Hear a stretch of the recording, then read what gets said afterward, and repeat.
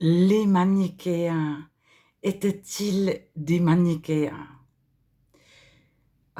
Manichéen, ça signifie qu'il y a tout blanc, tout noir.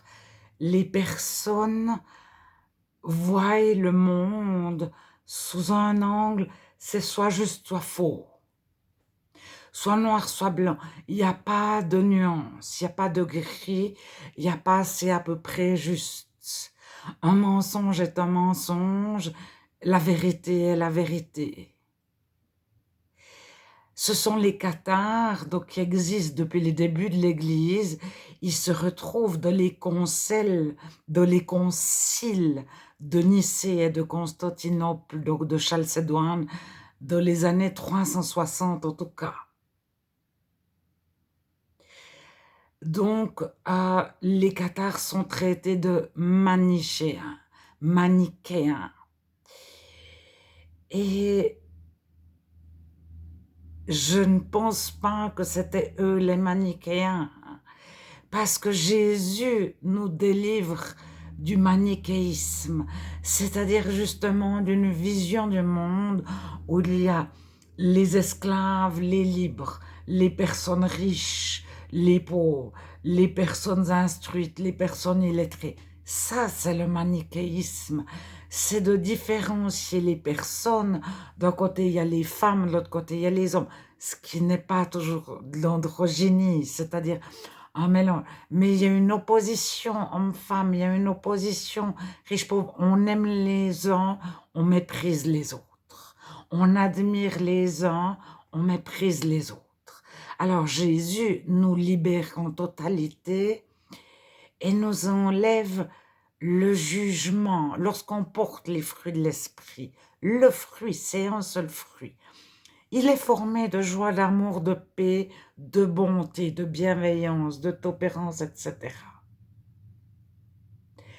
Au moment où on sort du fruit de l'esprit, le moindre orgueil, la moindre colère, le moindre non-pardon, ça entraîne tous les autres. Tout ce qu'on dit est faux.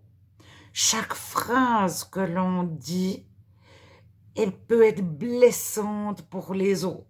C'est le triangle dramatique qui est appelé aussi le triangle infernal, sauveteur, victime, persécuteur. C'est-à-dire, au moment où on veut se sauver ou sauver quelqu'un, on devient un persécuteur parce qu'on en fera trop. Je vais t'aider, l'autre n'a rien demandé. Ou il n'a pas demandé ce genre d'aide-là. Donc, on va le persécuter parce qu'on devient envahissant, etc. Et on devient à son tour victime parce que la victime va nous rejeter. Alors, ça se passe au niveau individuel et ça se passe au niveau sociétal. Lorsqu'un pays vient en aide à un autre, tôt ou tard, il va le persécuter. Je te donne à manger, je te donne du secours, puis après, je fais de l'ingérence dans tes affaires, je t'enveloppe dans un carcan, etc.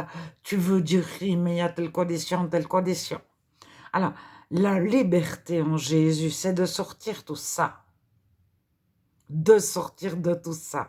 Et c'est de sortir en particulier de l'arbre de la connaissance du bien et du mal.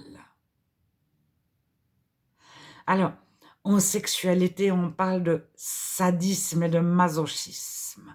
Je te fais du bien, mais je te fais du mal. Te faire du mal me fait du bien. Mais ça peut exister en dehors de la sexualité. De faire peur à quelqu'un, ça nous fait du bien. C'est parce qu'on a trouvé pour soi-même qu'avoir peur, ça nous faisait du bien. On a été cassé de l'intérieur, on a ouvert une brèche, une porte. Et à l'intérieur de nous, c'est cassé. Et quand on passe quelque chose, ça nous fait mal, mais ça nous fait du bien. C'est comme se mettre du désinfectant sur une plaie, ça nous fait mal, mais ça nous fait du bien. Alors, au moment où Jésus nous délivre lors de notre nouvelle naissance, il nous console, il bouche tous les trous et il n'y a plus on se fait du mal, on se fait du bien, je te fais du mal, je te fais du bien. Il n'y a même pas un semblant de sadomasochisme. Alors, dans la Bible, ça s'appelle la nouvelle naissance, le baptême du Saint-Esprit, etc. Et ça vient du paraclet, le parakletos en grec.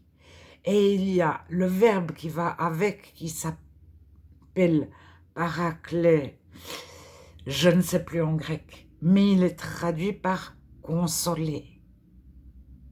Les cathares avaient un rituel, c'était en fait le baptême du Saint-Esprit, qu'ils appelaient la consolation. Et on perd la notion du bien et du mal. Donc on se retrouve dans un état que les non-chrétiens qualifieront d'euphorique ou de tu vis dans un conte de fées, etc. Parce que notre assurance, c'est Dieu. Celui qui prend soin de nous, c'est Dieu. On y fait une totale confiance. Il s'occupe de demain. Il s'occupe de nos 5 minutes. Donc on a une totale liberté, on est léger, léger, léger. Alors, il y a des imitations très proches de cet état qui est justement l'euphorie ou vivre dans un conte de fées. C'est une imitation très proche. Et des fois, le non-chrétien a peur de devenir chrétien parce qu'il se dit je vais être qualifié d'utopiste, d'illuminé, etc. Mais le chrétien réel, il est dans une paix parfaite, dans une joie parfaite, totale. Il est libre, il a une liberté totale, il sort de la connaissance du bien et du mal. C'est l'arbre qu'Adam et Ève ont mangé. Et à un moment donné, ils sortent du jugement. Je suis mieux que, j'ai fait juste, j'ai fait faux, j'ai plus de foi, j'ai moins de foi. Je suis un bon chrétien, je suis un mauvais chrétien, j'aurais dû, il aurait fallu. Mais moi, je suis tellement mieux que les autres. Au moment où on a ce genre d'attitude, de pensée qui ne viennent pas du Saint-Esprit, on fait mal aux autres de façon directe ou indirecte parce qu'on dit aux autres « t'es moins bien que moi » ou on veut sauver les autres pour se sauver soi-même, etc. On entre dans des schémas du triangle infernal et on va se blesser. Alors, les satanistes,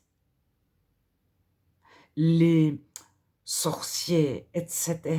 disent il y a plus de bien, plus de mal.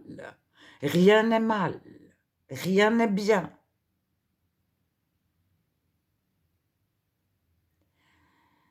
Alors, ils sortent aussi du manichéisme, qui est toujours pas les cathares et les chrétiens. Ils ne sont surtout pas manichéens. C'est-à-dire, ils voient des chrétiens et des non-chrétiens. Et c'est pour ça qu'on les a affublés d'être manichéens. Ce sont les manichéens eux-mêmes qui ont dit, c'est eux, c'est pas nous. C'est eux, c'est les cathares, les manichéens, c'est pas nous.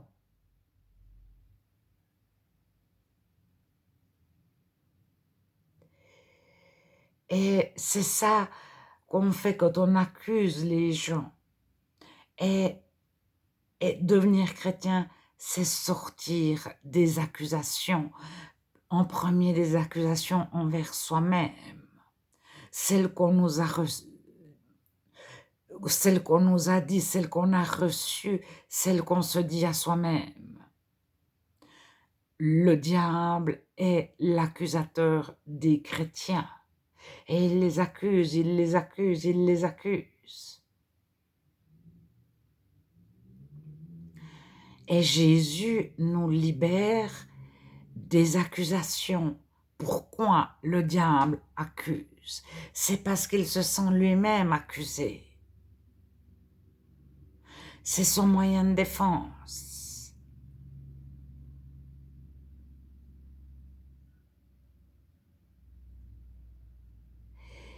Et sortir de la connaissance du bien et du mal,